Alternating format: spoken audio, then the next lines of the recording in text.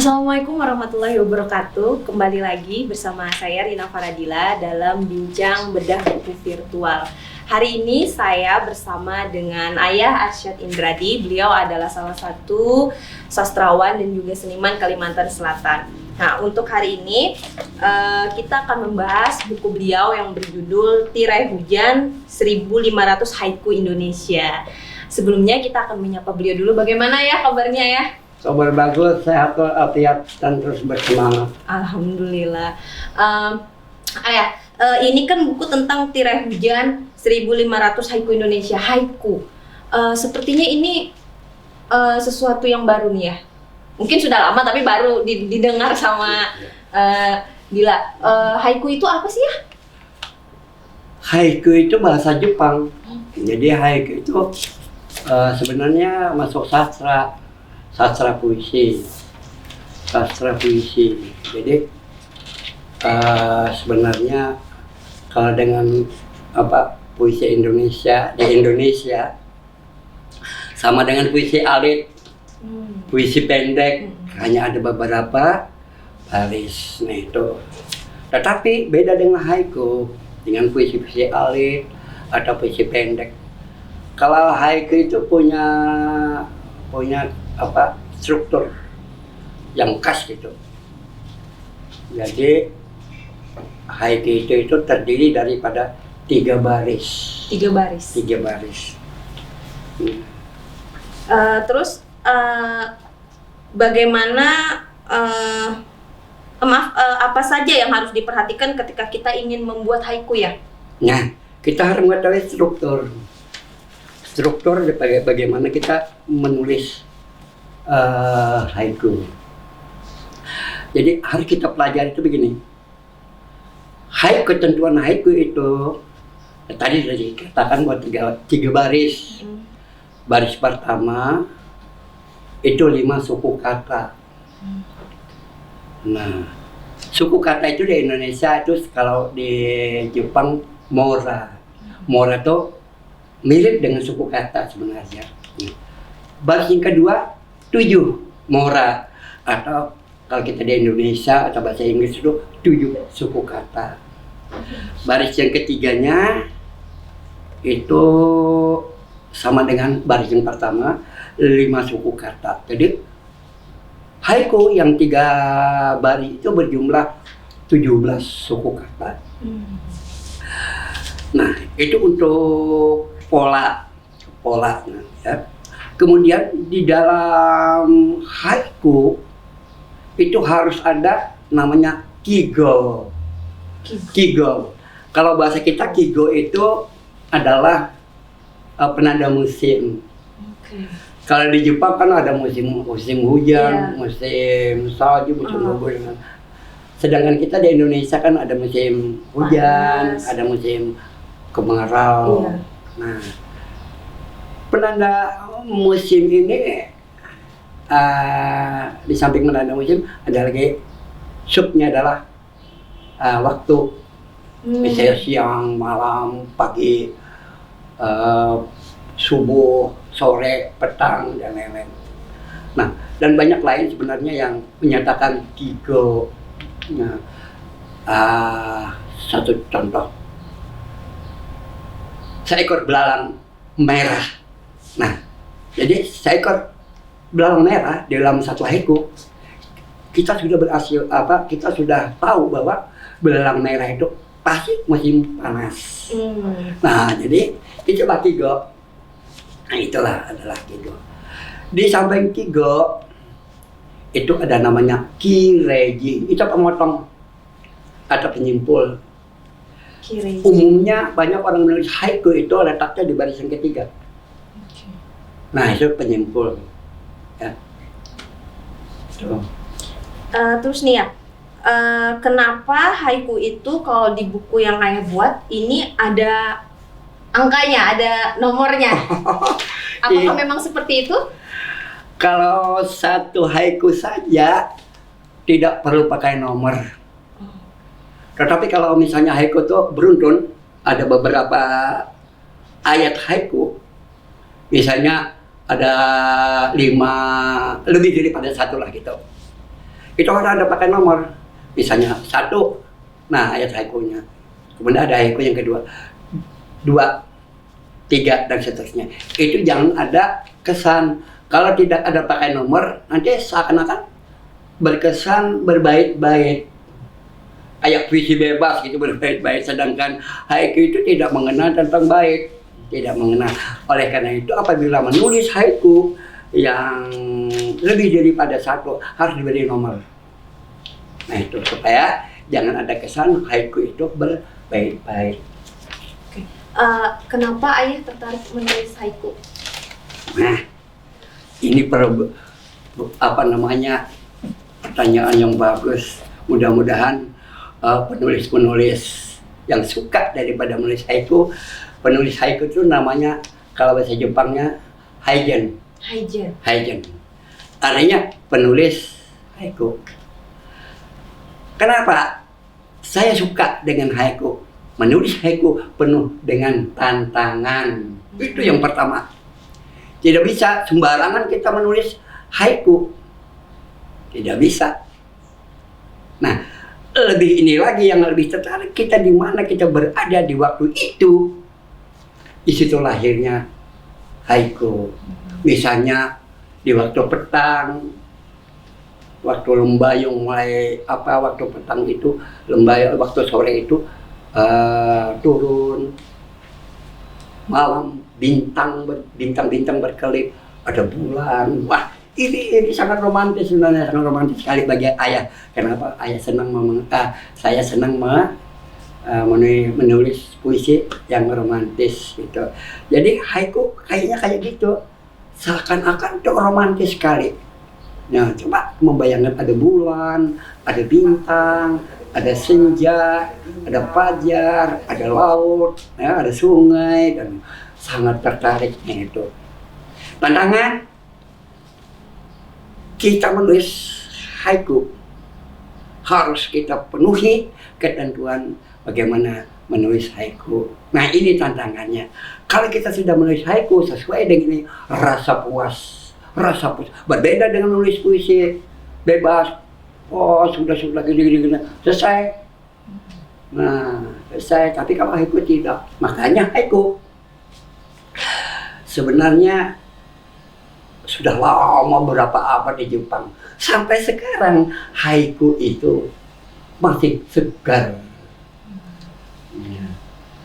Oke. Bagaimana proses ayah menulis buku Tirai Hujan ini ya? Nah, itu. Sebenarnya buku itu sifatnya dokumentasi. Jadi saya itu, ayah ya, tadi manggil ayah ya. Ayah mengumpulkan haiku-haiku yang ditulis supaya jangan kucar-kacir gitu. Jadi didokumentasikan kebetulan dalam satu antologi yang jumlahnya sekian itu, 1.500 haiku. Rasanya di Indonesia baru ayah aja yang menulis antologi haiku ini. Jumlahnya itu 1.500 haiku. Luar biasa sekali. Bagaimana haiku itu dikenal oleh generasi muda saat ini ya, menurut ayah? Sangat menggembirakan. Haiku, terutama di Indonesia, banyak generasi muda, termasuk Kasel, itu menyenangi haiku. Simpel gitu, pendek, tapi sangat dalam. Itu mereka itu suka sekali. Tidak seperti kalau misalnya pantun, berindam, entah apa, generasi muda kita ini kurang gitu. Ya, kurang. Padahal sebenarnya jangan sampai terjadi hal seperti itu. Sama dengan haiku, kalau generasi muda gitu bukan hanya ini ya, pantun, gurindam, haiku dan puisi-puisi lain itu disenangi oleh generasi muda. Nah, generasi Kalimantan Selatan sudah mulai bangkit suka dengan haiku, walaupun haiku itu sudah berapa abad yang telah silam, sekarang masih segar bugar. Berarti haiku juga termasuk dalam sastra klasik ya? Iya, sastra klasik. Klasik Jepang gitu. Ya, di Jepang sastra klasik. Oke. Mungkin kawan-kawan ada yang ingin belajar haiku nih ya, atau tertarik ingin mengetahui haiku lebih dalam, di mana nih ya bisa, mungkin apakah ada forum di sosial media yang mungkin bisa dimasukin teman-teman untuk belajar lebih dalam tentang haiku ini? Iya. Wah, sangat senang nih ya kalau gini ada generasi muda yang pengen belajar menulis haiku. Kalau di dunia maya itu yang terkenal, lapak yang terkenal pertama itu adalah haikuku. Haikuku itu yang diasuh oleh Kang Jiro Aritonang dan kawan-kawan itu haikuku. Dan yang kedua itu new haiku. New haiku itu ya ada beberapa pengasuhnya, termasuk ayah sendiri pengasuh dari new haiku. Kurnawan Junaidi dan Popo Anis. Terus ada satu lagi, aduh lupa teman yang dari Padang ya. Nah itu. Jadi silakan ingin belajar silakan masuk jadi anggota itu, atau cari Arsyad Indradi Di Facebook atau di mana? di Facebook. Oke, di Facebook ya. New Haiku tadi juga di. Iya, New Haiku juga di Facebook. Haikuku juga ini satu grup yang sangat terkenal di Indonesia, bahkan sampai tingkat nasional, internasional. New Haiku dan Haikuku itu. Oke. Selain haiku nih ya, ada lagi nggak ya? Haishi. Iya. Tadi kita sempat berbincang soal haishi di belakang. Itu itu sebenarnya begitu ini sangat suka dengan puisi-puisi, apalagi puisi-puisi klasik. Di samping haiku, saya juga suka menulis tanka. Tanka itu juga puisi pendek dari Jepang. Cuma ada ketentuan lain. Itu sudah disusun oleh ayah 150 tanka. Insya Allah akan terbit buku itu. Dan juga haiku yang bergambar, ada ilustrasinya, senyawa yang antara haiku dengan gambar ini satu senyawa. Itu namanya haiga.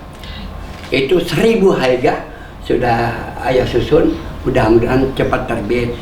Dan terakhir ayah mencoba bagaimana memadukan haiku dengan puisi bebas. Dinamakan oleh ayah namanya haishi. Sebab ada satu contoh tanka yang ada prosanya namanya haibun. Bagaimana kalau haiku dengan puisi bebas? Namain aja haishi. Jadi haishi itu perpaduan yang harmonis antara haiku dengan puisi bebas.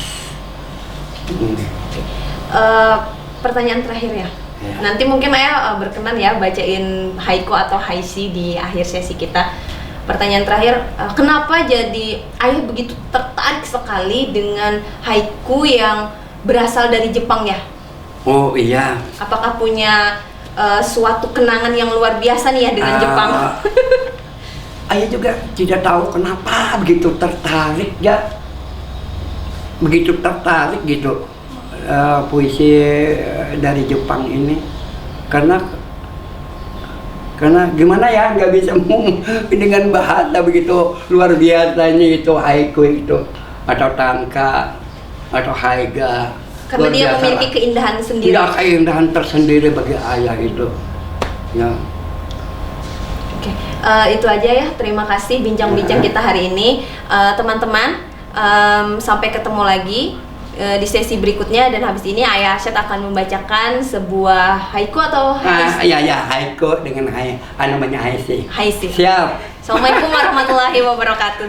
Iya. Saya akan membacakan sebuah haishi, yaitu perpaduan antara haiku dengan puisi bebas.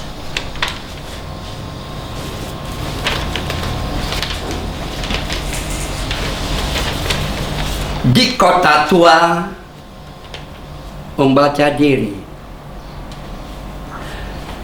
selembar daun luruh dari tangkainya ke ujung senja. Di suatu senja, angin meluruhkan selembar daun luruh ke sungai. Ketika alir menghanyutkan daun itu jauh sampai ke muara,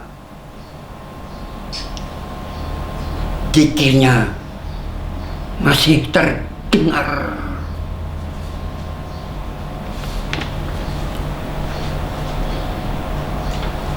Suatu senja,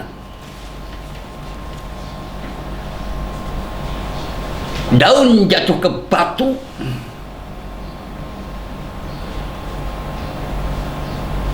menyebut Tuhan.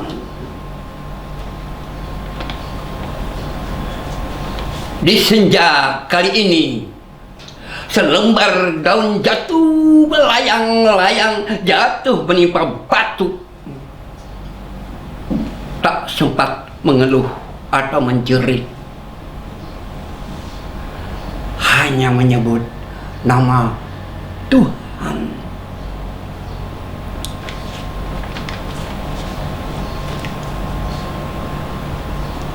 Di kota tua, di kota tua rimbun pohon persik bayangan senja. Di kota tua rimbun pohon persik bayangan senja. Di kota tua rimbun pohon persik bayangan senja.